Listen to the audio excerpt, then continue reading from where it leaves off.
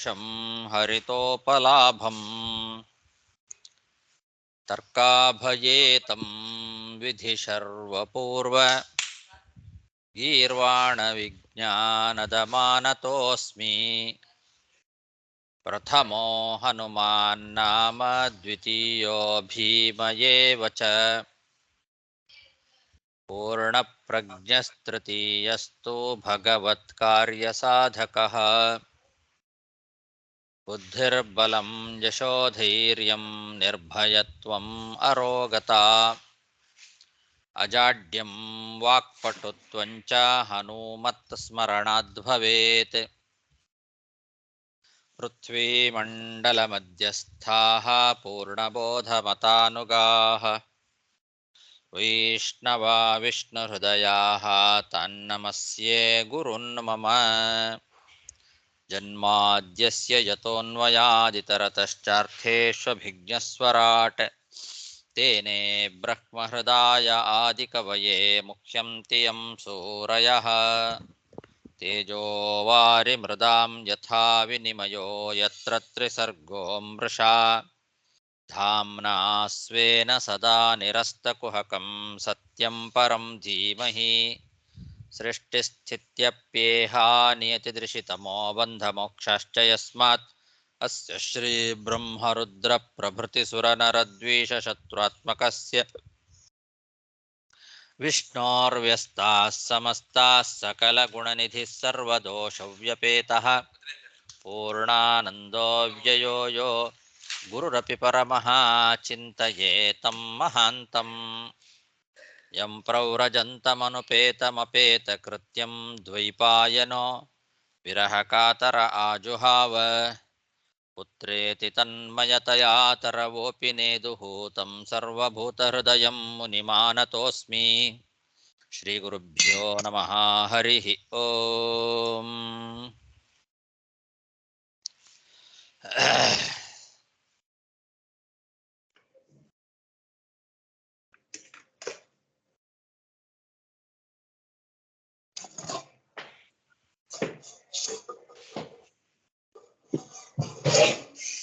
ಇವರು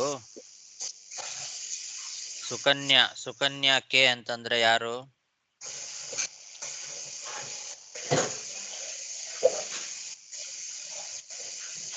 ಸುಕನ್ಯಾ ಅವ್ರಿಗೆ ಕೇಳಿಸ್ತಾ ಇದೆಯಾ?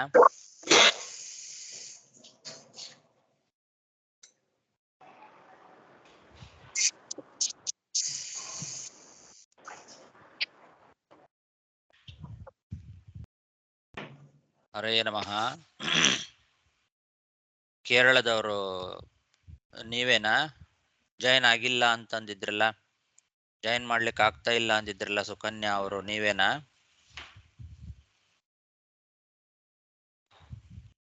ಇನ್ನೊಬ್ರಿದ್ದಾರೆ, ಅವರು ನೀವು ಗೊತ್ತಾಗಿಲ್ಲ.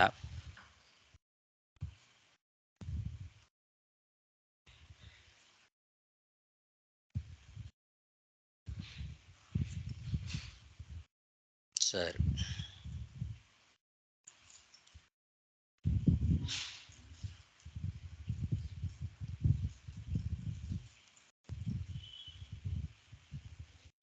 ಶ್ರೀಮದ್ ಭಾಗವತದ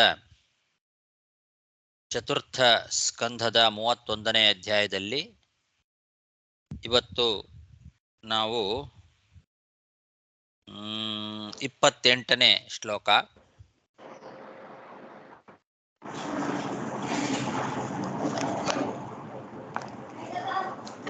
ಮೈತ್ರೇಯ ಉವಾಚ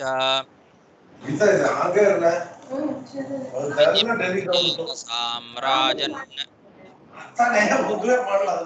ಅನ್ಯಾಶ್ಚ ಭಗವತ್ಕಥಾಃ ಶ್ರಾವಯಿತ್ವಾ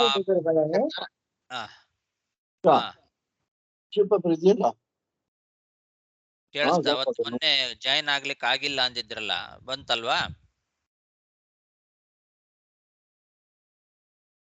ಹೌದು ಹೌದು ಸರಿ ಸರಿ, ಹೌದು ಹೌದು, ಈಗ ಸಿಗ್ತಾ ಉಂಟು ಆಮೇಲೆ. Thank you. ಒಳ್ಳೆ ಒಳ್ಳೆ. ಸರಿ,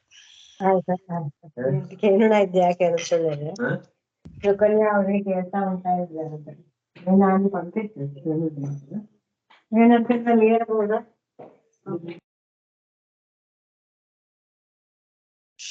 ಮೈತ್ರೇಯ ಉವಾಚ ಇತಿ ಪ್ರಚೇತಸಾಂ ರಾಜನ್ ಅನ್ಯಾಶ್ಚ ಭಗವತ್ಕಥಾಃ ಶ್ರಾವಯಿತ್ವಾ ಬ್ರಹ್ಮಲೋಕಂ ಯಯೌ ಸ್ವಾಯಂಭುವೋ ಮುನಿಃ.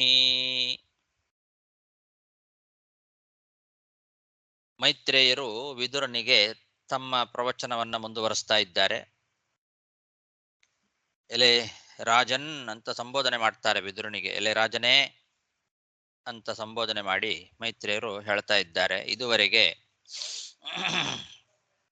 ಪ್ರಚೇತಸರಿಗೆ ನಾರದ ಮುನಿಗಳು ಉಪದೇಶವನ್ನು ಮಾಡಿದ್ದನ್ನ ವಿವರಣೆ ಮಾಡಿ ಹೇಳಿ, ಹೀಗೆ ಪ್ರಚೇತಸರಿಗೆ ಇದಲ್ಲದೆ ಇನ್ನೂ ಬೇರೆ ಭಗವಂತನ ಕಥೆಗಳನ್ನು ಕೂಡ ಹೇಳಿದ್ರಂತೆ ನಾರದರು. ಅದನ್ನ ಇಲ್ಲಿ ಹೇಳೋದಿಲ್ಲ ನೋಡಿ. ಇದನ್ನೇ ರಹಸ್ಯ ಅಂತ ಕರೆಯೋದು. ಕೆಲವೆಲ್ಲ ರಹಸ್ಯಗಳು ಶಾಸ್ತ್ರ ನಮಗೆ ಬಿಚ್ಚಿಡೋದಿಲ್ಲ. ಈಗ ಪ್ರಚೇತಸರಿಗೆ ನಾರದರು ಹೇಳಿದ ಅನೇಕ ವಿಷಯಗಳು ಬಹಳ ಶಾಸ್ತ್ರದಲ್ಲಿ ಗುಹ್ಯವಾದ ವಿಷಯಗಳನ್ನೆಲ್ಲ ಹೇಳ್ತಾ ಬಂದರು. ನಾರದ ಮುನಿಗಳು ಈ 31ನೇ ಅಧ್ಯಾಯದ 9ನೇ ಶ್ಲೋಕದಿಂದ ಪ್ರಾರಂಭ ಮಾಡಿ ಇಲ್ಲಿವರೆಗೆ ಅಂದ್ರೆ 27ನೇ ಶ್ಲೋಕದವರೆಗೆ ಸುಮಾರು 18-19 ಶ್ಲೋಕಗಳಲ್ಲಿ ಬಹಳ ಅದ್ಭುತವಾದ ವಿಷಯಗಳನ್ನೆಲ್ಲ ತಿಳಿಸಿಕೊಟ್ಟಿದ್ದಾರೆ. ಇಷ್ಟೇ ಅಲ್ಲ, ಅವರು ಹೇಳಿದ್ದು, ಪ್ರಚೇತಸರಿಗೆ ನಾರದರು ಹೇಳಿದ್ದು ಇಷ್ಟೇ ಅಂತ ತಾವು ತಿಳ್ಕೊಳ್ಬಾರ್ದು. ಅನ್ಯಾಶ್ಚ ಭಗವತ್ ಕಥಾಃ ಶ್ರಾವಯಿತ್ವಾ ಅಂತ ಹೇಳ್ತಾ ಇದ್ದಾರೆ ಮೈತ್ರೇಯರು. ಇದಲ್ಲದೆ ಇನ್ನೂ ಬೇರೆ ಭಗವಂತನ ಕಥೆಗಳನ್ನೆಲ್ಲ ಅವರಿಗೆ ಹೇಳಿದ್ರಂತೆ ಪ್ರಚೇತಸರಿಗೆ. ಅದೇನು ಅನ್ನೋದನ್ನ ಪೂರ್ಣವಾಗಿ ಭಾಗವತ ವರ್ಣನೆ ಮಾಡೋದಿಲ್ಲ. ಈ ರೀತಿ ಅನೇಕ ಭಗವಂತನ ಕಥೆಗಳನ್ನೆಲ್ಲ ಹೇಳಿ ಆ ಬ್ರಹ್ಮಪುತ್ರರಾದಂತಹ ನಾರದ ಮಹರ್ಷಿಗಳು ಬ್ರಹ್ಮಲೋಕಕ್ಕೆ ಹೋದರು ಅಂತ ಹೇಳ್ತಾ ಇದ್ದಾರೆ.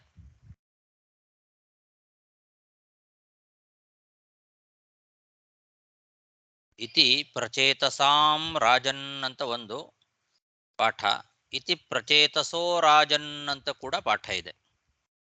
ವಿಜಯಧ್ವಜ ತೀರ್ಥರು ಪ್ರಚೇತಸಾಂ ರಾಜನ್ ಅನ್ನೋ ಪಾಠವನ್ನು ತಗೊಂಡಿದ್ದಾರೆ.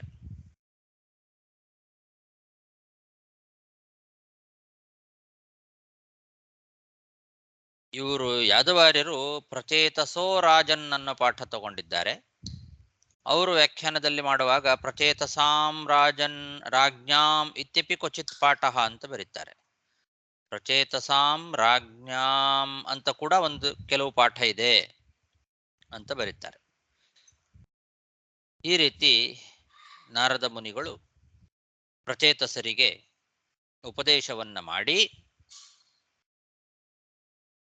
ಯತ್ರ ಯಯೌ ಬ್ರಹ್ಮಲೋಕಂ ಬ್ರಹ್ಮಲೋಕಕ್ಕೆ ಹೋದರು ಅಂತ ಹೇಳ್ತಾ ಇದ್ದಾರೆ.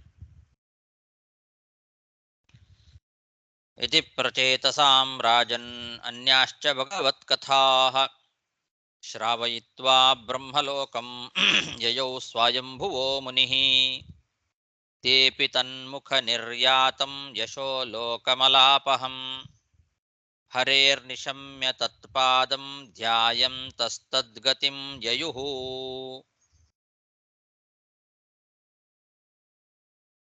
ನಾರದರು ಬ್ರಹ್ಮಲೋಕಕ್ಕೆ ಹೋದ ಮೇಲೆ ಈ ಪ್ರಚೇತಸರು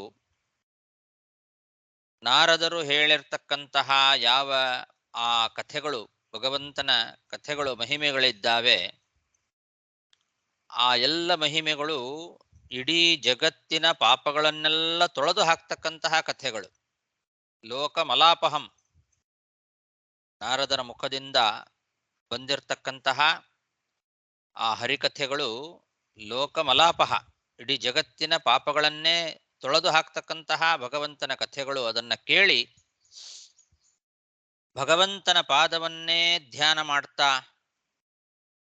ಅವರು ಭಗವಂತನ ಲೋಕವನ್ನ ಪಡೆದರು. ಎಲ್ಲ ಪ್ರಚೇತಸರು ಕೂಡ ತತ್ಪಾದಂ ಯಯುಃ ತದ್ಗತಿಂ ಯಯುಃ ತತ್ಪಾದಂ ಧ್ಯಾಯನ್ ತದ್ಗತಿಂ ಯಯುಃ. ಆ ಭಗವಂತನ ಪಾದಗಳನ್ನೇ ಧ್ಯಾನ ಮಾಡ್ತಾ ಭಗವಂತನ ಲೋಕವನ್ನ ಪಡ್ಕೊಂಡ್ರು ಅಂತ ಹೇಳ್ತಾ ಇದ್ದಾರೆ ಮೈತ್ರೇಯರು. ಹೀಗೆ ಪ್ರಚೇತಸರು ನಾರದರಿಂದ ಉಪದೇಶವನ್ನು ಪಡೆದು ಅಂತಹ ಆ ಉಪದೇಶದ ಅನುಸಾರವಾಗಿ ಭಗವಂತನ ಪಾದಗಳನ್ನು ಧ್ಯಾನ ಮಾಡ್ತಾ ಬ್ರಹ್ಮಲೋಕವನ್ನು ಪಡೆದಿದ್ದಾರೆ, ಭಗವಂತನ ಲೋಕವನ್ನು ಪಡೆದಿದ್ದಾರೆ. ತೇಪಿ ತನ್ಮುಖ ನಿರ್ಯಾತಂ ಯಶೋ ಲೋಕಮಲಾಪಹಂ ಹರೇರ್ನಿಶಮ್ಯ ತತ್ಪಾದಂ ಧ್ಯಾಯಂ ತಸ್ತದ್ಗತಿಂ ಯಯುಃ.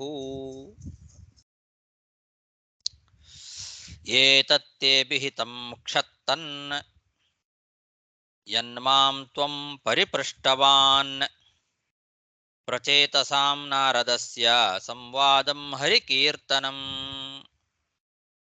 ಎಲೆ ವಿದುರ, ಕ್ಷತ್ತನ್ ಅಂತ ಸಂಬೋಧನೆ ಮಾಡ್ತಾ ಇದ್ದಾರೆ. ಎಲೆ ಕ್ಷತ್ತಃ, ಎಲೆ ವಿದುರನೇ, ನಾನು ಇದುವರೆಗೆ ಹೇಳಿರ್ತಕ್ಕಂತಹ ಒಂದು ಸಂವಾದ, ಪ್ರಚೇತಸರಿಗೂ ನಾರದರಿಗೂ ನಡೆದಂತಹ ಹರಿಕಥಾ ಸಂಭಾಷಣ, ಅವರು ಪ್ರಶ್ನೆ ಮಾಡಿದ್ರು, ಇವರು ಕೇಳಿದ್ರು ಅನ್ನೋ ಈ ಕಥೆ ಏನಿದೆಯಲ್ಲ ಪ್ರಚೇತಸರ ಬಗ್ಗೆ, ಪ್ರಚೇತಸರಿಗೂ ನಾರದರಿಗೂ ನಡೆದಿರ್ತಕ್ಕಂತಹ ಈ ಒಂದು ಸಂವಾದ ಏನಿದೆ, ಇದನ್ನ ನೀನು ಕೇಳಿದಿ ಅಂತ ನಾನು ನಿನಗೆ ಹೇಳಿದೆ ಅಂತ ಇದ್ದಾರೆ. ವಿದುರ ಪ್ರಶ್ನೆ ಮಾಡಿದ, ಅವರ ಬಗ್ಗೆ ನಮಗೆ ವಿಸ್ತಾರವಾಗಿ ಹೇಳಿ ಅಂತ ಮೈತ್ರೇಯರ ಹತ್ತಿರ ವಿದುರ ಭಕ್ತಿಪೂರ್ವಕವಾಗಿ ಕೇಳ್ಕೊಂಡಿದ್ದ. ಪ್ರಚೇತಸರ ಆ ಮಹಿಮೆಗಳನ್ನ ನಮಗೆ ತಿಳಿಸ್ರಿ ಅಂತ. ಹಾಗೆ ನೀನು ಕೇಳಿದ್ದಕ್ಕೋಸ್ಕರ ನಾನು ಹೇಳಿದ್ದೇನೆ ಅಂತಾರೆ. ಯನ್ಮಾಂ ತ್ವಂ ಪರಿಪೃಷ್ಟವಾನ್, ಏನು ನೀನು ನನಗೆ ಕೇಳಿದ್ಯೋ, ತೇ ಅಭಿಹಿತಂ, ಅದನ್ನು ನಾನು ನಿನಗೆ ಹೇಳಿದೆ. ಪ್ರಚೇತಸರಿಗೂ ನಾರದರಿಗೂ ನಡೆದಂತಹ ಹರಿಕೀರ್ತನಂ ಸಂವಾದಂ, ಭಗವಂತನ ಕೀರ್ತನ ರೂಪವಾದ ಸಂವಾದ, ಅವರಿಬ್ಬರಿಗೂ ನಡೆದಂತಹ ಈ ಒಂದು ಸಂಭಾಷಣೆ ಭಗವತ್ಕಥಾ ಸಂಭಾಷಣ. ಅದು ಭಗವಂತನ ಬಗ್ಗೆ ಪ್ರಚೇತಸರು ಕೇಳಿದ್ದು, ನಾರದರು ಹೇಳಿದ್ದು, ಇದೆಲ್ಲ ಒಂದು ಭಗವತ್ಕಥಾ ಸಂಭಾಷಣ.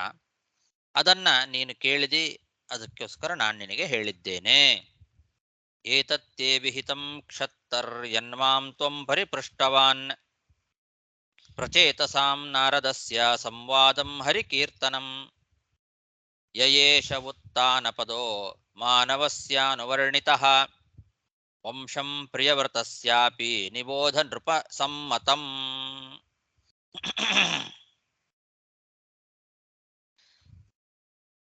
ಮೈತ್ರೇಯರು ವಿದುರನಿಗೆ ಪ್ರಚೇತಸರಿಗೂ ನಾರದರಿಗೂ ನಡೆದಂತಹ ಸಂವಾದವನ್ನ ಈ ರೀತಿಯಾಗಿ ಪ್ರವಚನ ಮಾಡಿದರು ಮೈತ್ರೇಯರು ಎಂಬುದಾಗಿ ಶುಕಾಚಾರ್ಯರು ಪರೀಕ್ಷಿದ್ರಾಜರಿಗೆ ಹೇಳ್ತಾ ಇದ್ದಾರೆ.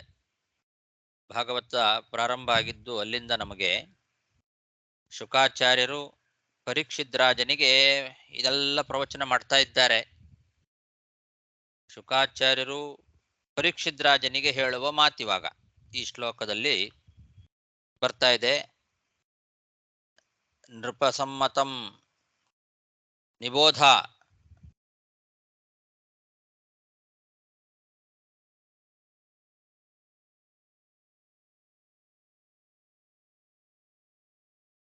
ಶುಕಾಚಾರ್ಯರು ಪರೀಕ್ಷಿದ್ರಾಜನಿಗೆ ಏನು ಹೇಳಿದ್ರೋ ಅದನ್ನೇ ಮೈತ್ರೇಯರು ವಿದುರನಿಗೆ ಹೇಳಿದ್ರು ಅಂತ ಇಟ್ಟುಕೊಳ್ಳಬೇಕು.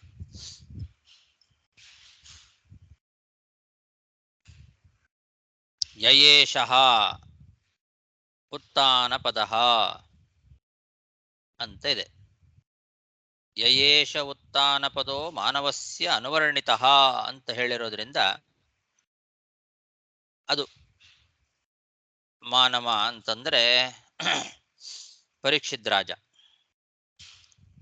ಆ ಪರೀಕ್ಷಿದ್ರಾಜನಿಗೆ ಶುಕಾಚಾರ್ಯರು ಏನು ವರ್ಣನೆ ಮಾಡಿದ್ರೋ ಅದನ್ನ ಈಗ ವಿದುರನಿಗೆ ಮೈತ್ರೇಯರು ಹೇಳ್ತಾ ಬರ್ತಿದ್ದಾರೆ. ಪರೀಕ್ಷಿತ್ ರಾಜನ ಶುಕಾಚಾರ್ಯ ಏನ್ ಹೇಳಿದ್ರು ಅಂದ್ರೆ, ಉತ್ತಾನಪಾದನ ಚರಿತ್ರೆ, ಅವನು ಮಾನವ. ಉತ್ತಾನಪಾದ ಅಂತನ್ನೋನು ಮಾನವ, ಅಂದ್ರೆ ಮನು ಮಹಾರಾಜನ ಮಗ. ಮನು ಮಹಾರಾಜನ ಮಗನಾದ ಉತ್ತಾನಪಾದನ ಚರಿತ್ರೆಯನ್ನ ನಾನು ನಿನಗೆ ವರ್ಣನೆ ಮಾಡಿದ್ದೇನೆ ಅಂತ ಹೇಳ್ತಾ ಇದ್ದಾರೆ. ಮನು ಮಹಾರಾಜನಿಗೆ ಇಬ್ಬರು ಮಕ್ಕಳು, ಪ್ರಿಯವ್ರತ ಮತ್ತು ಉತ್ತಾನಪಾದ ಅಂತ. ಅದರಲ್ಲಿ ನಾನು ಇದುವರೆಗೆ ನಿನಗೆ ಮನು ಮಹಾರಾಜನ ಎರಡನೇ ಮಗನಾದಂತಹ ಉತ್ತಾನಪಾದನ ಚರಿತ್ರೆಯನ್ನು ವರ್ಣನೆ ಮಾಡಿದೆ ಅಂತ. ಈ ಉತ್ತಾನಪಾದನಿಂದ ಬಂದು ಬೆಳೆದಂತಹ ವಂಶದ ವಿಸ್ತಾರ ಇದುವರೆಗೂ ಹೇಳಿ ಆಯ್ತು. ಅದನ್ನ ಮಾನವಸ್ಯ ಅನುವರ್ಣಿತ ಮನು ಮಹಾರಾಜನ ಎರಡನೇ ಮಗನಾದಂತಹ ಉತ್ತಾನಪಾದನ ಚರಿತ್ರೆಯನ್ನೆಲ್ಲ ನಾನು ನಿನಗೆ ವರ್ಣನೆ ಮಾಡಿ ಹೇಳಿದೆ. ಇನ್ನು ಮೇಲೆ ಮತ್ತೊಬ್ಬ ಮಗ, ಮನು ಮಹಾರಾಜನ ಇನ್ನೊಬ್ಬ ಮಗ ಪ್ರಿಯವ್ರತ, ಅವನ ವಂಶದ ಚರಿತ್ರೆಯನ್ನು ಹೇಳ್ತೇನೆ ಕೇಳು ಅಂತಾರೆ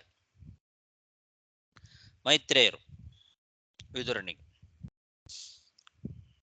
ಪರೀಕ್ಷಿತ್ ರಾಜನಿಗೆ ಶುಕಾಚಾರ್ಯರು ಹಾಗೆ ಹೇಳಿದರು, ಇನ್ನೊಬ್ಬ ಪ್ರಿಯವ್ರತನ ಚರಿತ್ರೆ ಅದನ್ನು ಕೂಡ ವರ್ಣನೆ ಮಾಡಿದ್ದಾರೆ ಅಂತ.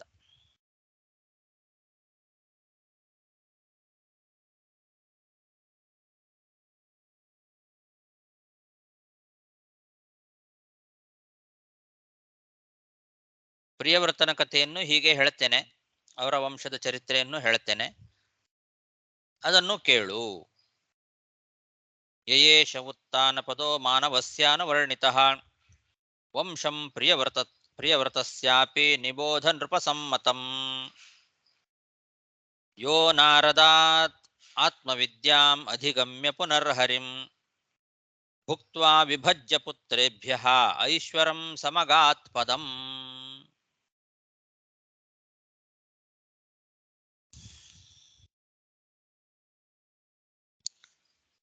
ಪ್ರಿಯವ್ರತನ ಚರಿತ್ರೆಯನ್ನ ಹೇಳಲಿಕ್ಕೆ ಪ್ರಾರಂಭ ಮಾಡಿದ್ದಾರೆ. ಉತ್ತಾನಪಾದನ ವಂಶದ ಚರಿತ್ರೆ ಎಲ್ಲ ಮುಗೀತು. ಪ್ರಿಯವ್ರತ ಅನ್ನೋನು ಇವನಿಗೆ, ಮನು ಮಹಾರಾಜನಿಗೆ ಮೊದಲನೇ ಮಗ. ಆ ಪ್ರಿಯವ್ರತ ರಾಜ ನಾರದರಿಂದಲೇ ಭಗವಂತನ ತತ್ವಜ್ಞಾನವನ್ನ ಉಪದೇಶ ಪಡೆದು,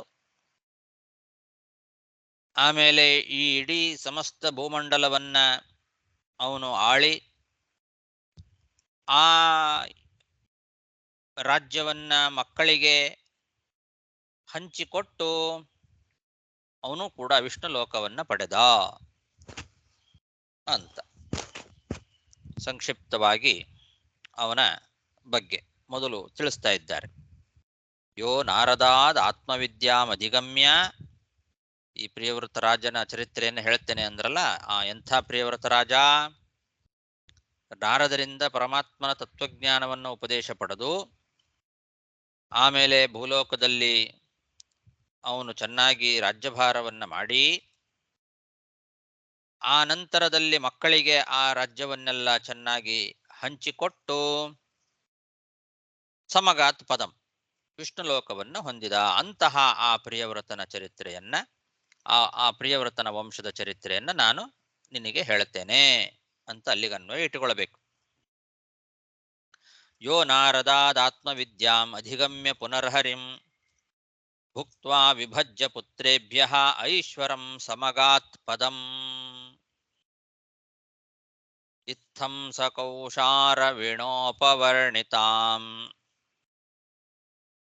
ಕ್ಷತ್ತಾ ನಿಶಮ್ಯಾಜಿತ ಪಾದ ಸತ್ಕಥಾಂ ಪ್ರವೃದ್ಧ ಭಾವಾಶ್ರು ಕಳಾಕುಲೋ ಮುನೇಃ ದಧಾರ ಮೂರ್ಧ್ನಾ ಚರಣಂ ಹೃದಾ ಹರೇಃ.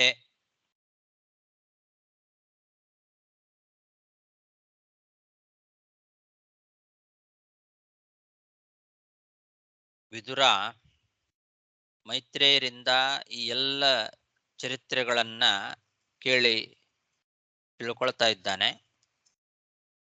ಮೈತ್ರೇಯರು ಇದುವರೆಗೆ ಉತ್ತಾನಪಾದನ ವಂಶ, ಆ ವಂಶದಲ್ಲಿ ಬಂದಂತಹ ಉತ್ತಮರಾದ ಹರಿಭಕ್ತರ ಚರಿತ್ರೆಗಳನ್ನೆಲ್ಲ ಒಂದೊಂದಾಗಿ ಹೇಳ್ತಾ ಬಂದರು. ಇನ್ನು ಮುಂದೆ ಪ್ರಿಯವ್ರತ ರಾಜನ ವಂಶದಲ್ಲಿ ಬರ್ತಕ್ಕಂತಹ ರಾಜರುಗಳ ಚರಿತ್ರೆಯನ್ನು ಹೇಳ್ತೇನೆ ಅಂತ ಹೇಳ್ತಾ ಇದ್ದಾರೆ. ಹೀಗೆ ಮೈತ್ರೇಯರು ವರ್ಣನೆ ಮಾಡಿದ ಆ ಎಲ್ಲ ಕಥೆಗಳು ಕೂಡ ಬಹಳ ಉತ್ತಮವಾದ ಕಥೆಗಳು. ಕೌಶಾರವಿಣೋಪವರ್ಣಿತಾಂ, ಮೈತ್ರೇಯರು ವರ್ಣನೆ ಮಾಡಿದ ಕಥೆಗಳು ಅದ್ಭುತವಾದ ಕಥೆಗಳು. ಭಗವಂತನ ಮಹಿಮೆಗಳನ್ನು ತಿಳಿಸಿಕೊಡ್ತಕ್ಕಂತಹ ಆ ಎಲ್ಲ ಕಥೆಗಳನ್ನ ಕೇಳಿ ವಿದುರನಿಗೆ ಕಣ್ಣಿನಲ್ಲಿ ಆನಂದ ಬಾಷ್ಪ ಸುರಿತಾ ಇದೆ. ಪ್ರವೃದ್ಧ ಭಾವಾಶ್ರು ಕಳಾಕುಲಃ, ಅವನಿಗೆ ಭಕ್ತಿ, ಭಗವಂತನ ಮೇಲೆ ಭಕ್ತಿ ಉಕ್ಕಿ ಬಂದಿದೆ. ಆನಂದದಿಂದ ಕಣ್ಣಲ್ಲಿ ನೀರು ಬರ್ತಾ ಇದೆ. ಅವರ ಆ ಒಂದು ಪ್ರವಚನವನ್ನ ಕೇಳ್ತಾ ಇದ್ರೆ ಅವರ ಮೇಲೆ ಬಹಳಷ್ಟು ಭಕ್ತಿ ಬಂದಿದೆ. ಹಾಗಾಗಿ ಆ ಮೈತ್ರೇಯರ ಪಾದಗಳನ್ನ ತನ್ನ ತಲೆ ಮೇಲೆ ಇಟ್ಕೊಂಡ್ಬಿಟ್ನಂತೆ. ಮೈತ್ರೇಯರು ಈ ರೀತಿ ಭಗವಂತನ ಕಥೆಗಳನ್ನ ವರ್ಣನೆ ಮಾಡ್ತಾ ಇದ್ರೆ ಅವರ ಪಾದಗಳನ್ನ ತಗೊಂಡು ವಿದುರ ತನ್ನ ತಲೆ ಮೇಲೆ ಇಟ್ಟುಕೊಂಡ, ಭಗವಂತನ ಪಾದಗಳನ್ನ ತನ್ನ ಹೃದಯದೊಳಗೆ ಇಟ್ಟುಕೊಂಡ ಅಂತ ಹೇಳ್ತಾ ಇದ್ದಾರೆ. ಮುನೇಹೇ ದಧಾರ ಮೂರ್ಧ ಚರಣಂ ಹೃದಾಹರೇಹೆ. ಮುನೇಹೇ ಚರಣಂ ಮೂರ್ಧ ದಧಾರ, ಆ ಮುನಿಗಳ ಚರಣವನ್ನ, ಮೈತ್ರೇಯ ಋಷಿಗಳ ಪಾದಗಳನ್ನ ತಲೆ ಮೇಲೆ ಇಟ್ಟುಕೊಂಡ, ಭಗವಂತನ ಪಾದಗಳನ್ನ ಹೃದಯದಲ್ಲಿ ಇಟ್ಟುಕೊಂಡ ಅಂತ. ಅಷ್ಟು ಭಕ್ತಿ ಉಕ್ಕಿ ಹರಿತಾ ಇದೆ ಅವನಿಗೆ, ವಿದುರನಿಗೆ. ಕಥೆಗಳನ್ನ ಕೇಳ್ತಾ ಇದ್ರೆ ಭಗವಂತನ ಮೇಲೆ ಭಕ್ತಿ, ಆ ಭಗವಂತನ ಕಥೆಗಳನ್ನು ಹೇಳಿರ್ತಕ್ಕಂತಹ ಗುರುಗಳಾದ ಮೈತ್ರೇಯ ಋಷಿಗಳ ಮೇಲೆ ಭಕ್ತಿ, ಹೀಗೆ ಹರಿಗುರುಗಳ ಭಕ್ತಿ. ಆದ್ರಿಂದ ಗುರುಗಳ ಪಾದವನ್ನು ತಗೊಂಡು ತಲೆ ಮೇಲೆ ಇಟ್ಟುಕೊಂಡ, ಆ ಭಗವಂತನ ಪಾದಗಳನ್ನು ಹೃದಯದಲ್ಲಿ ಇಟ್ಟುಕೊಂಡ. ಅಂದ್ರೆ ಭಗವಂತನನ್ನೇ ಧ್ಯಾನ ಮಾಡ್ತಾ ಆ ಮೈತ್ರೇಯ ಋಷಿಗಳ ಪಾದವನ್ನು ತಲೆ ಮೇಲೆ ಇಟ್ಟುಕೊಂಡ. ಇತ್ತಂ ಸಕೌಶಾರವಿಣೋಪವರ್ಣಿತಾಂ ಕ್ಷತ್ತಾ ನಿಶಮ್ಯಾಜಿತ ಪಾದ ಸತ್ಕಥಾಂ ಪ್ರವೃದ್ಧ ಭಾವಾಶ್ರುಕಳಾಕುಲೋ ಮುನೇಃ ದಧಾರ ಮೂರ್ಧ್ನಾ ಚರಣಂ ಹೃದಾಹರೇಃ. ವಿದುರ ಉವಾಚ ಸೋಯಂ ತೇನ ಮಹಾಯೋಗಿನ್ ಭವತಾ ಕರುಣಾತ್ಮನಾ ದರ್ಶಿತಸ್ತಮಸಪ್ಪಾರೋ ಯತ್ರಾ ಕಿಂಚನ ಗೋ ಹರಿಃ. ವಿದುರ ಭಕ್ತಿಯಿಂದ ಹೇಳ್ತಾ ಇದ್ದಾನೆ. ಮಹಾಯೋಗಿನ್ ಅಂತ ಮೈತ್ರೇಯರನ್ನ ಸಂಬೋಧನೆ ಮಾಡ್ತಾ ಇದ್ದಾನೆ ವಿದುರ. ಮಹಾಯೋಗಿಗಳೇ, ನೀವು ದಯಾಳುಗಳು. ಕರುಣಾತ್ಮನಾ ಭವತ, ಕರುಣಾಪೂರ್ಣವಾದಂತಹ ಮಾತುಗಳಿಂದ ನಮಗೆ ಈ ಸಂಸಾರದ ಆಚೆ ಇರುವ ದಡವನ್ನೇ ತೋರಿಸಿಬಿಟ್ರಿ ನೀವು. ಅಜ್ಞಾನದಿಂದ ಆಚೆ ಇರುವ ಒಂದು ಪಾರ ಏನಿದೆ ಅದನ್ನ ನಮಗೆ ತೋರಿಸಿಕೊಟ್ಬಿಟ್ರಿ ಅಂತ ವಿದುರ ಹೇಳ್ತಾ ಇದ್ದಾನೆ. ಅಂದ್ರೆ ಇದುವರೆಗೂ ನೀವು ಮಾಡಿದ ಜ್ಞಾನೋಪದೇಶ, ಅದರಿಂದ ಅಜ್ಞಾನ ಎಲ್ಲ ಪರಿಹಾರ ಆಯ್ತು ಅಂತ ಅರ್ಥ. ಅಜ್ಞಾನದ ಆಚೆ ದಡ ಅದನ್ನ ತೋರಿಸಿದ್ದೀರಿ ನಮಗೆ. ದಯಾಳುಗಳು ನೀವು, ಕರುಣಾಳುಗಳು. ಕರುಣಾತ್ಮನಾ ಭವತ ತಮಸಃ ಪಾರಃ ದರ್ಶಿತಃ, ತಮಸ್ಸಿನ ಪಾರ, ಆ ದಡ, ಅಜ್ಞಾನದ ಆ ಕಡೆ ದಡವನ್ನು ನಮಗೆ ತೋರಿಸಿಕೊಟ್ಟಿದ್ದೀರಿ. ಅಲ್ಲಿ ಭಗವಂತ ಇದ್ದಾನೆ. ಅಜ್ಞಾನದ ಈ ಸಂಸಾರದ ಒಂದು ಸಮುದ್ರದಲ್ಲಿ ನಾವು ಎಷ್ಟು ಹುಡುಕಿದ್ರು ಮುಳುಗಿದ್ರು ಕೂಡ ಮತ್ತು ಒಳಗೆ ಮುಳುಗ್ತಾ ಹೋಗ್ತೇವೆ. ಇದನ್ನ ದಾಟಿ ಆ ದಡಕ್ಕೆ ಹೋಗ್ಬೇಕು, ಅಲ್ಲಿದ್ದಾನೆ ಭಗವಂತ. ಅದು ಅಕಿಂಚನರಿಗೆ ಗೋಚರನಾಗ್ತಕ್ಕಂಥವನು ಅಲ್ಲಿ ಭಗವಂತ ಆ ದಡದಲ್ಲಿದ್ದಾನೆ. ಆ ದಡ ಏನು ಅನ್ನೋದು ಗೊತ್ತಿಲ್ಲದೆ ಎಷ್ಟೋ ಜನ ಈ ಸಂಸಾರದಲ್ಲೇ ಮುಳುಗ್ತಾ ಇರ್ತಾರೆ. ಈ ಅಜ್ಞಾನದ ಒಂದು ಬಂಧನದಲ್ಲೇ ಮುಳುಗಿ ಇಲ್ಲೇ ಕಷ್ಟಪಡ್ತಾ ಇರ್ತಾರೆ. ಅಂಥವರಿಗೆ ಆ ದಡವನ್ನ ತೋರಿಸಿದ್ರೆ ಎಷ್ಟು ಚೆನ್ನಾಗಿರುತ್ತೆ. ಈ ತಮಸ್ಸಿನ ಅಜ್ಞಾನದ ಆಚೆ ದಡದಲ್ಲಿ ಗೋಚರನಾಗ್ತಕ್ಕಂತಹ ಭಗವಂತ ಇದ್ದಾನೆ. ಆ ಭಗವಂತ ಇರುವ ಆ ಜಾಗವನ್ನು ನಮಗೆ ತೋರಿಸಿಕೊಟ್ರಿ ಅಂತ ವಿದುರ ಹೇಳ್ತಾ ಇದ್ದಾನೆ. ಸೋಯಂ ತೇನ ಮಹಾಯೋಗಿನ್ ಭವತಾ ಕರುಣಾತ್ಮನ ದರ್ಶಿತಸ್ತಮಸಪಾರೋ ಯತ್ರ ಕಿಂಚನ ಗೋಹರಿಃ. ಶ್ರೀಶುಕ ಉವಾಚ ಇತ್ಯಾನಮ್ಯತ ಮಾಮಂತ್ರ್ಯ ವಿದುರೋ ಗಜಸಾಹ್ವಯಂ ಸ್ವಾನಾಂ ದಿದೃಕ್ಷು ಪ್ರಯಯೌ ಜ್ಞಾತೀನಾಂ ನಿವೃತ್ತಾಶಯಃ. ಶುಕಾಚಾರ್ಯರು ಪರೀಕ್ಷಿದ್ರಾಜನಿಗೆ ಹೇಳ್ತಾ ಇದ್ದಾರೆ, ಹೀಗೆ ಮೈತ್ರೇಯರಿಗೆ ಆ ವಿದುರ ಭಕ್ತಿಯಿಂದ ನಮಸ್ಕಾರವನ್ನ ಮಾಡಿ ಆ ಮೈತ್ರೇಯರ ಅನುಮತಿಯನ್ನ ಪಡೆದುಕೊಂಡು ಬಹಳ ಸಂತೋಷದಿಂದ ಮನಸ್ಸು ತುಂಬಿ ತನ್ನ ಬಂಧುಗಳನ್ನೆಲ್ಲ ನೋಡಬೇಕು ಅಂತ ಅಲ್ಲಿಂದ ಹೊರಟು ಹಸ್ತಿನಾವತಿಗೆ ಬಂದ ಅಂತ ಶುಕಾಚಾರ್ಯ ಹೇಳ್ತಾ ಇದ್ದಾರೆ.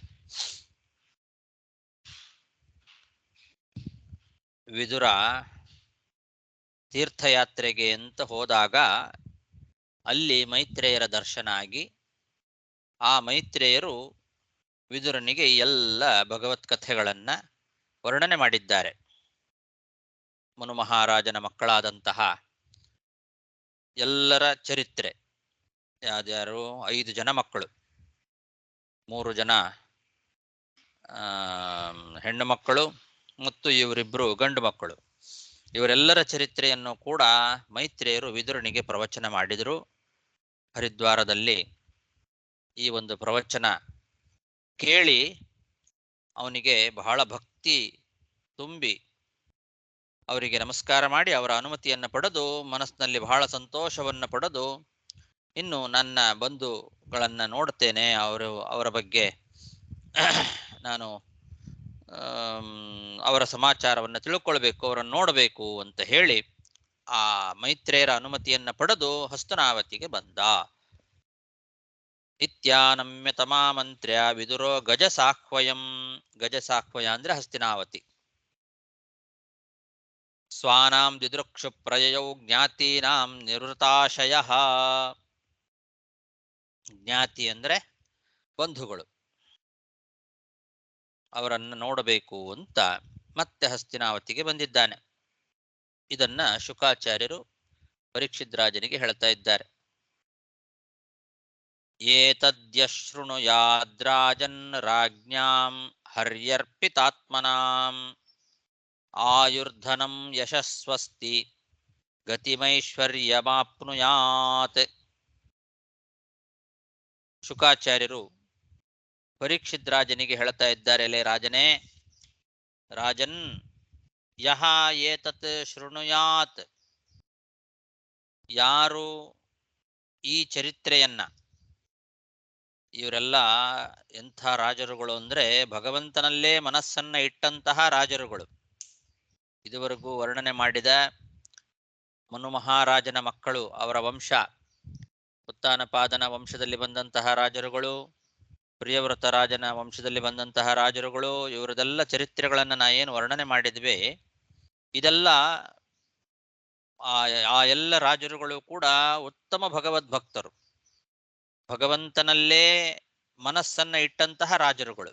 ಹರ್ಯರ್ಪಿತಾತ್ಮನಾಂ ರಾಜ್ಞಾಂ, ಹರಿಯಲ್ಲೇ ಅರ್ಪಿತವಾದ ಆತ್ಮ ಉಳ್ಳಂತಹ ರಾಜರುಗಳು ಅಂದ್ರೆ ಭಗವಂತನಲ್ಲೇ ಮನಸ್ಸನ್ನ ಇಟ್ಟಂತಹ ರಾಜರುಗಳ ಚರಿತ್ರೆ ಏನಿದೆ, ಈ ಚರಿತ್ರೆಯನ್ನ ಯಾರು ಕೇಳ್ತಾರೋ ಅವರು ಉತ್ತಮವಾದ ಆಯುಷ್ಯ, ಉತ್ತಮವಾದ ಧನ, ಉತ್ತಮವಾದ ಯಶಸ್ಸು, ಉತ್ತಮವಾದ ಕ್ಷೇಮ, ಉತ್ತಮವಾದ ಐಶ್ವರ್ಯ ಮೊದಲಾದವುಗಳನ್ನೆಲ್ಲ ಪಡಿತಾರೆ.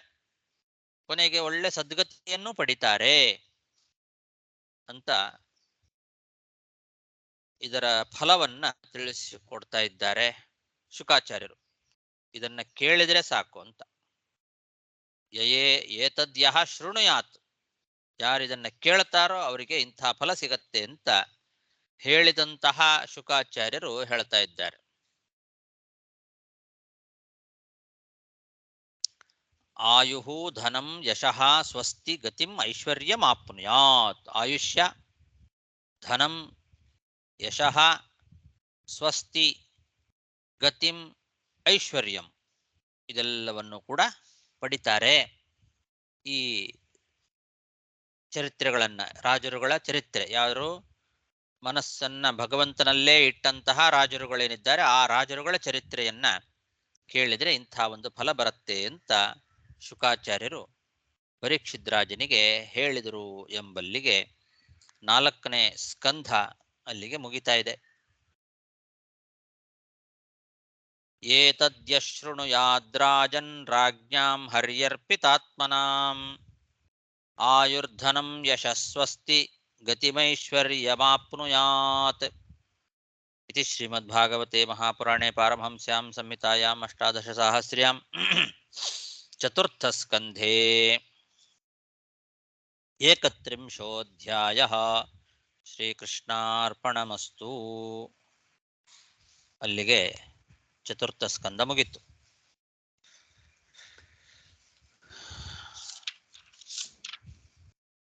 ಪಂಚಮ ಸ್ಕಂದವನ್ನ ಮುಂದೆ ಬಿದಿಗೆಯಿಂದ ಪ್ರಾರಂಭ ಮಾಡೋಣ. ಬಿದಿಗೆ ನವರಾತ್ರಿ ಬಿದಿಗೆಯಲ್ಲಿ ಪಂಚಮ ಸ್ಕಂದ ಪ್ರಾರಂಭ ಮಾಡೋಣ.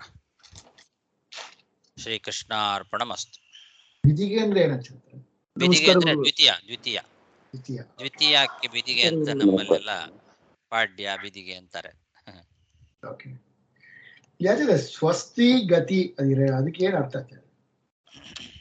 ಗತಿ ಅಂದ್ರೆ ಸದ್ಗತಿ, ಕೊನೆಗೆ ಉತ್ತಮವಾದ ಸದ್ಗತಿಯನ್ನ ಪಡಿತಾರೆ, ಮೋಕ್ಷ ಅಂತ ಅರ್ಥ. ಸದ್ಗತಿ. ಸ್ವಸ್ತಿ ಅಂತಂದ್ರೆ ಮಂಗಳ ಅಂತ ಅರ್ಥ, ಕ್ಷೇಮ, ಸ್ವಸ್ತಿ. ಆಯುಹು ಧನ ಮತ್ತಾಯ್ತು. ಐಶ್ವರ್ಯಕ್ಕೂ ಧನಕ್ಕೆ ಏನ್ ವ್ಯತ್ಯಾಸ ಬರುತ್ತೆ? ಐಶ್ವರ್ಯ, ಧನ ಅಂತಂದ್ರೆ ಲೌಕಿಕವಾದ ಧನ ಅಥವಾ ಎಲ್ಲ ರೀತಿಯಾದ, ಅದನ್ನು ವ್ಯತ್ಯಾಸ ಮಾಡ್ಕೋಬಹುದು ಅಷ್ಟೆ. ಐಶ್ವರ್ಯ ಅಂತ ಅನ್ನೋದು 8 ರೀತಿಯಾದ ಐಶ್ವರ್ಯಗಳಿದ್ದಾವಲ್ಲ, ಆ ವಿಭಾಗಗಳನ್ನು ಇಟ್ಟುಕೊಳ್ಬೇಕು. ಅದರಲ್ಲಿ ಧನನೂ ಒಂದು. 8 ರೀತಿಯಾದ ಐಶ್ವರ್ಯಗಳಲ್ಲಿ ಧನ ಅನ್ನೋದು ಒಂದು ಐಶ್ವರ್ಯ ಅಷ್ಟೆ.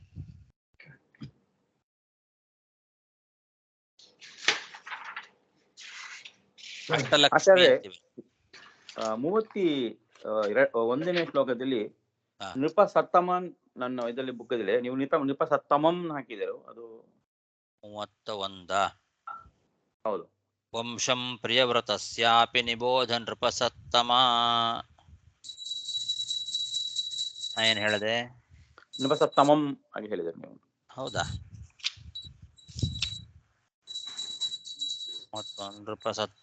ನೃಪಸಮ್ಮತಂ ಅಂತ ಹೇಳಿದೆ, ನಿಬೋಧ ನೃಪಸಮ್ಮತಂ ಅಂತ ಹೇಳಿದೆ ನಾನು. ಪ್ರಕಾಶ್ ಇಲ್ಲಿ ಕೂಡ ಒಂದು ಅದು ಸಂಬೋಧನೆ ತರವೇ ಹೇಳಿದ್ದಾರೆ. ಹೌದೌದು, ಪ್ರಕಾಶಕದಲ್ಲಿ ಹೇ ನೃಪಸತ್ತಮ ಅಂತ ಸಂಬೋಧನೆ ಕೊಟ್ಟಿದ್ದಾರೆ. ಧನ್ಯವಾದಗಳು ಆಚಾರ್ಯರೇ. ನೃಪಸಮ್ಮತಂ ಅಂತ ಇಲ್ಲಿ ಯಾಕೆ ಕೊಟ್ಟಿದ್ದಾರೆ?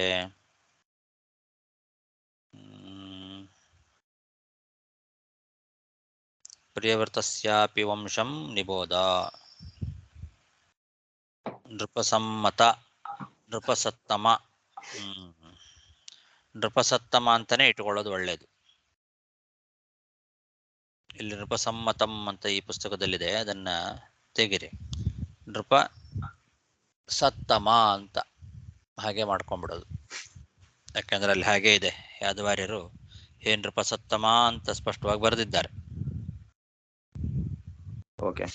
ಸೊ ನೃಪಸಪ್ತಮ ಬಂದು ಇಲ್ಲಿ ವಿದುರನ ಸಂಬೋಧನ, ಹೌದೌದು. ಮಾನವ ಎಂಬುದು ಪರೀಕ್ಷಿತ್ ರಾಜ. ಮಾನವ ಅಂದ್ರೆ ಪರೀಕ್ಷಿತ್ ರಾಜ. ಅಲ್ಲಲ್ಲ, ಉತ್ಥಾನಪಾದ ಮಾನವ ಅಂದ್ರೆ ಮನು ಮಹಾರಾಜನ ಮಗ ಉತ್ಥಾನಪಾದ. ಓಕೆ. ಮಾನವಸ್ಯ ಉತ್ಥಾನಪದ ಅನುವರ್ಣಿತ ಅಂತ ಮನು ಮಹಾರಾಜನ ಮಗನಾದ ಉತ್ಥಾನಪಾದನ ಚರಿತ್ರೆಯನ್ನು ವರ್ಣನೆ ಮಾಡಿದೆ ಅಂತ. ಹೇ ನೃಪ ಸತ್ತಮ ಅಂತ ಸಂಬೋಧನೆ ಪರೀಕ್ಷಿತ್ ರಾಜನಿಗೆ. ಬಟ್ ಮೈತ್ರಿಯ ವಾಚ ಹೇಳುವಾಗ ಇದನ್ನ ಯಾಕೆ ಪರೀಕ್ಷೆಗೆ ಸಂಬೋಧನೆ ಮಾಡ್ತಾರೆ, ಅದು ಅರ್ಥ ಆಗಿಲ್ಲ ಆಚಾರ್ಯ. ಇದು ಇವ್ರು ಹೇಳ್ತಾ ಇರೋದು, ಅದನ್ನೇ ಹೇಳಿದ್ದು, ಶುಕಾಚಾರ್ಯರು ಪರೀಕ್ಷಿತ್ ರಾಜನಿಗೆ ಹೇಳ್ತಾ ಇರೋದು ಅಂತ ಅದಕ್ಕೆ ಹೇಳಿದೆ ನಾನು. ಹೇ ನೃಪ ಸತ್ತಮ ಅಂತ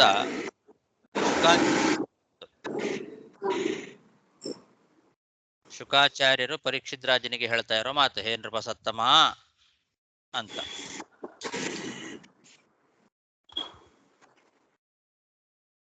ಗುರುಗಳೇ, ಈಗ ಗಂಡು ಮಕ್ಕಳು ಅಂತಂದ್ರೆ ಈಗ ಮನು ಮಹಾರಾಜನ ಒಂದೇ ವಂಶ ಬರುತ್ತಲ್ಲ, ಪ್ರಿಯವರ್ತ ಬೇರೆ ವಂಶ, ಇವ್ರದೇ ಬೇರೆ ವಂಶ ಬರುತ್ತಾ, ಹೇಗೆ ಬರುತ್ತೆ? ಪ್ರಿಯವ್ರತನ ವಂಶ ಬೇರೆ, ಹೌದು. ಉತ್ಥಾನಪಾದನ ವಂಶ ಬೇರೆ. ಇಬ್ರು ಮಕ್ಕಳು ಒಂದೇ ಬರುತ್ತಲ್ವಾ, ಬೇರೆ ಬೇರೆ ಆಗುತ್ತೆ. ಏನೋ ಸ್ವಲ್ಪ ಅಲ್ಲಿ ಇದಾಗ್ತಾ ಇದೆ, ಯಾರೋ ಸ್ವಲ್ಪ ಎಲ್ಲ ಮ್ಯೂಟ್ ಮಾಡ್ರಿ. ಹಾ ಹೇಳಿ, ಇವಾಗ ಹೇಳಿ. ಅಲ್ಲ, ಇವಾಗ ಗಂಡು ಮಕ್ಕಳು ಒಂದೇ ವಂಶಕ್ಕೆ ಸೇರ್ತಾರೆ, ಮನು ಮಹಾರಾಜನ ವಂಶಕ್ಕೆ ಬರ್ತಾರಲ್ವಾ ಎಲ್ಲಾರು? ಹೌದು, ಅವನು ಮನು ಮಹಾರಾಜನ ವಂಶನೇ. ಮನು ಮಹಾರಾಜನಿಗೆ ಇಬ್ರು ಮಕ್ಕಳು, ಪ್ರಿಯವ್ರತ ಮತ್ತು ಉತ್ಥಾನಪಾದ ಅಂತ. ಉತ್ಥಾನಪಾದನಿಂದ ಬೆಳೆದು ಬಂದ ವಂಶದ ಚರಿತ್ರೆಯನ್ನೆಲ್ಲ ಇದುವರೆಗೂ ವಿಸ್ತಾರವಾಗಿ ವರ್ಣನೆ ಮಾಡಿದ್ರು. ಅವನ ಮಕ್ಕಳು, ಅವ್ರ ಮಕ್ಕಳು, ಅವ್ರ ಮಕ್ಕಳು ಅಂತ. ಇನ್ನೊಂದು ಕಡೆಯಿಂದ ಪ್ರಿಯವ್ರತ ರಾಜನ ಮಕ್ಕಳ ಚರಿತ್ರೆನೂ ಇನ್ನೊಂದು ಕಡೆಯಿಂದ ಬೆಳಕೊಂಡು ಬರುತ್ತೆ, ಅದನ್ನು ವರ್ಣನೆ ಮಾಡ್ತೇನೆ ಅಂತ. ಅದನ್ನಿನ್ನೂ ಹೇಳಿಲ್ಲ.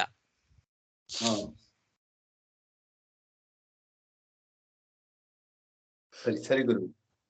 ಅದೇ ಇದು ಪ್ರಿಯ ಪ್ರಚೇತ ಒಂದು ಒಂದೇ ಒಂದು ಮಗನ್ ಹುಡ್ತಾನೆ ಅಷ್ಟೇ. ಅದು ಆ ಕಥೆ ಅಲ್ಲಿಯೇ ನಿಲ್ಲಿಸ್ತಾರೆ. ಅದ್ರ ಬಗ್ಗೆ ಹೌದು, ಆದ್ರೆ ಅಲ್ಲಿಂದ ಮುಂದುವರ್ಸಲ್ಲ. ಪ್ರಚೇತಸರವರೆಗೆ ಬಂತು ಅಷ್ಟೇ, ಅಲ್ಲಿಂದ ಅದನ್ನ ಹೆಚ್ಚು ವಿಸ್ತಾರ ಮಾಡ್ಲಿಕ್ಕೆ ಹೋಗಿಲ್ಲ. ಓಕೆ.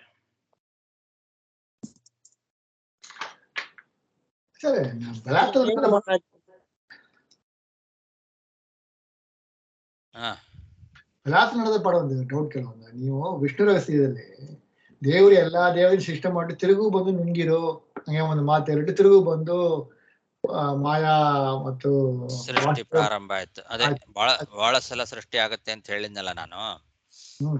ಅದಕ್ಕೆ ಅದು ನುಂಗಿರು ಅಂದ್ರೆ ಏನರ್ಥ? ಅಲ್ಲಿ ಸೃಷ್ಟಿ ಮಾಡಿ ನುಂಗುತ್ತಾರ ಅಂದ್ರೆ ಏನ್ ತಗೊಂಬೋದು? ಅದೆಲ್ಲ ಸೃಷ್ಟಿ ಮಾಡಿ ಎಲ್ಲವನ್ನು ಮತ್ತೆ ಭಗವಂತ ನುಂಗಿಬಿಟ್ಟ. ಇನ್ನು ನಿಜವಾದ ಸೃಷ್ಟಿ ಪ್ರಾರಂಭ ಆಗೇ ಇಲ್ಲ. ಅದಕ್ಕೆ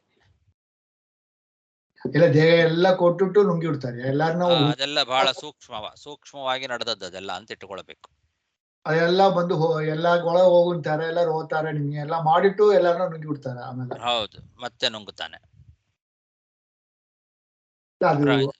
ಅದು ನುಂಗ ರೀಸನ್ ಏನೋ ಅದು ಆತರ ಪ್ರಳಯನೇ, ಅದು ಒಂದ್ ರೀತಿ ಪ್ರಳಯನೇ.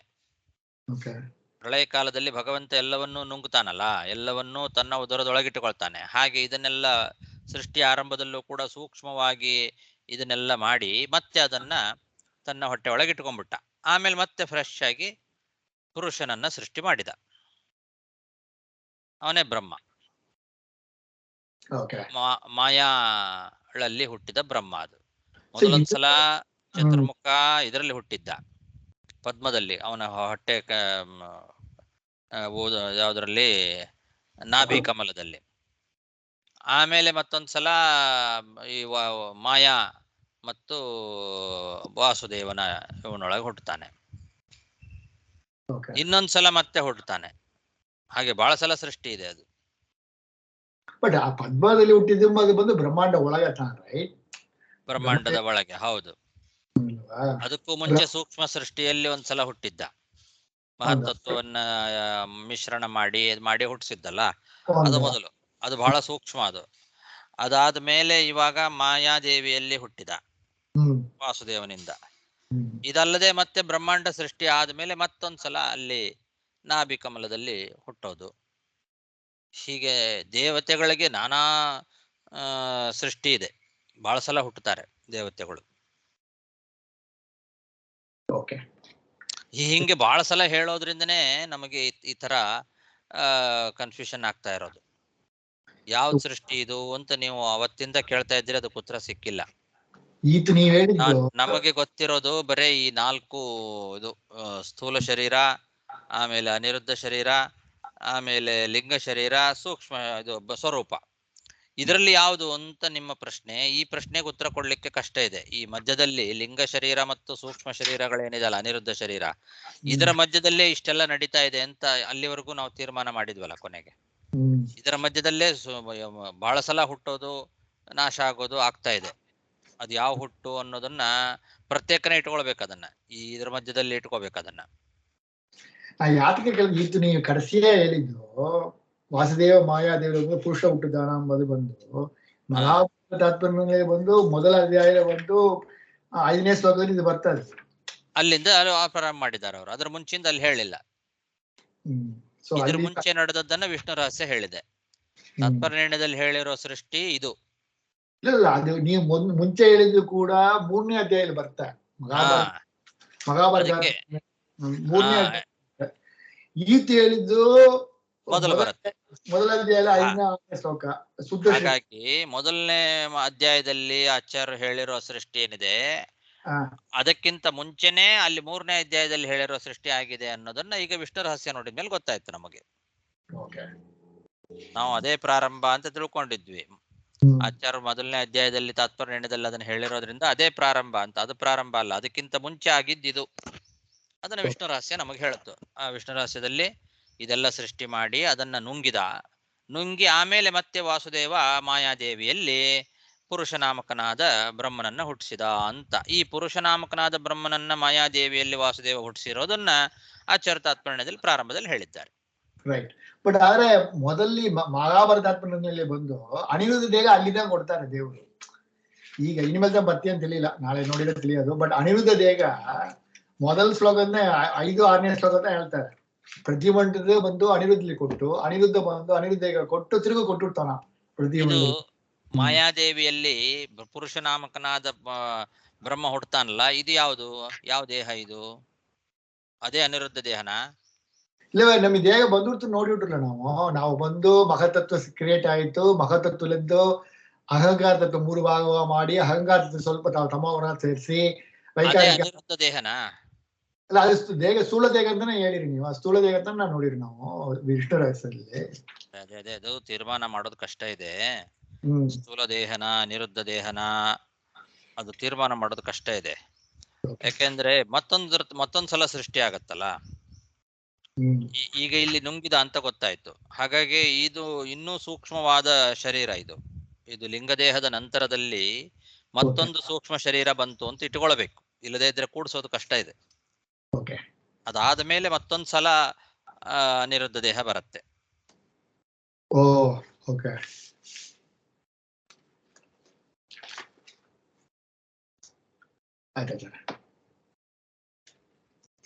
ಆದ್ರೆ ಈತು ನೀವ್ ಹೇಳಿದ್ದು ಐತರೆಯಲ್ಲಿ ಏನ್ ಹೇಳ್ತಾರೆ, ದೇವ್ರು ಏನ್ ಮಾಡ್ತಾರೆ, ಒಂದು ಸ್ವಲ್ಪ ಅಂಶ ಬ್ರಹ್ಮದೇವರ ಅಂಶ ತಗೊಂಡು ಆಮೇಲೆ ಪ್ರಾಕೃತ ಅಂಶ ತಗೊಂಡು ಒಂದು ಉಂಡ ಮಾಡ್ತಾರೆ. ಉಂಡ ಮಾಡಿದ ಮೇಲೆ ದೇವರು ಬಂದು ಅಂಗನ ಸೃಷ್ಟಿ ಮಾಡೋಕು ನೆನೆಸ್ತಾರೆ. ಆಗ ಬಂದು ಬ್ರಹ್ಮದೇವರಿಗೆ ತಲೆ ಬರುತ್ತೆ, ತಲೆಯಿಂದ ಬಂದು ಬಾಯಿ ಬರುತ್ತೆ, ಬಾಯಲ್ಲಿ ಅಗ್ನಿ ಹುಟ್ಟುತ್ತಾನ. ಆಮೇಲೆ ಬಂದು ಮೂಗು ಬರುತ್ತೆ, ಕಣ್ಣು ಬರುತ್ತೆ, ಕಿವಿ ಬರುತ್ತೆ, ಹೃದಯ ಬರುತ್ತೆ, ಇಲ್ಲದ ಮನಸ್ಸು, ಆಮೇಲೆ ಕೈ ಕಾಲು ಪಾಯು ಅದೆಲ್ಲ ಹಂಗ ಬರುತ್ತೆ. சொல்லி ಅಲ್ಲಿ ಕೊಟ್ಟಿದ್ದಾರೆ. ನಿಮಗೆ ಒಂದು ಉಂಡ ಮಾಡಿ ಆ ಉಂಡೆಲಿದ್ದು ಎಲ್ಲ ಬರ್ತಾರೆ ಹಂಗೆಂಬ ಒಂದು ಮಾತು ಅಲ್ಲಿ ಬರ್ತಾರೆ ಐತ್ರೇಯಲ್ಲಿ. ಅದು ಬ್ರಹ್ಮಾಂಡದ ಹೊರಗೋ ಒಳಗೋ ಇದು ಅದು ಐತ್ರೇಯದಲ್ಲಿ ಹೇಳಿರೋದು ಸೃಷ್ಟಿ ಬ್ರಹ್ಮಾಂಡದ ಮೋಸ್ಟ್ಲಿ ಬಂದು ಹೊರಗತ.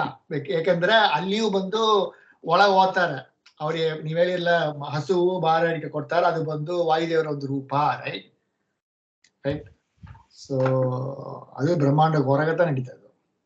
ಅದಾದ್ಮೇಲೆ ಬ್ರಹ್ಮಾಂಡ ಸೃಷ್ಟಿ ಹೇಳಿದಾರ ಅಲ್ಲಿ ಒಂದು ಕೇಳ್ತಾ ಇದ್ದೆ ನಾನು. ಬಟ್ ನೀವ್ ಹೇಳಿದ್ದು ಅಲ್ಲಿ ಬರ್ತೇನೆ. ಅದು ಬಂದು ಒಂದು ಉಂಡ ಮಾಡ್ತಾರೆ.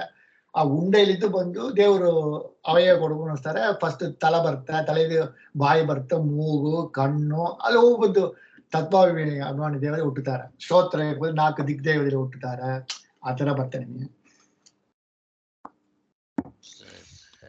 ಅದೇ ಈ ತರ ಬಹಳಷ್ಟು ಕಡೆಗೆ ಸೃಷ್ಟಿಯ ಬಗ್ಗೆ ವರ್ಣನೆ ಇದೆ. ಹಾಗಾಗಿ ಎಲ್ಲನೂ ಒಂದು ಇದನ್ನ ಮಾಡಿ ನೋಡೋದು ಬಹಳ ಕಷ್ಟ ಇದೆ. ಕಷ್ಟ. ನೋಡಿ ಎಲ್ಲೆಲ್ಲಿ ಹೇಳಿದಾರೆ ಎಲ್ಲ ತಿಳ್ಕೊತ ಹೋಗೋಣ ಮೊದಲು, ಆಮೇಲೆ ಅದನ್ನ ಒಟ್ಟುಗೂಡಿಸೋದು ಯಾವಾಗೋ ನೋಡಿ, ಯಾವ ಜನ್ಮದಲ್ಲೋ ನೋಡೋಣ ಅಂತ. ಈಗ ಒಂದೊಂದು ಸ್ಟೆಪ್ ಅಂತೂ ಮುಂದೆ ಹೋಗೋಣ. ಓಕೆ.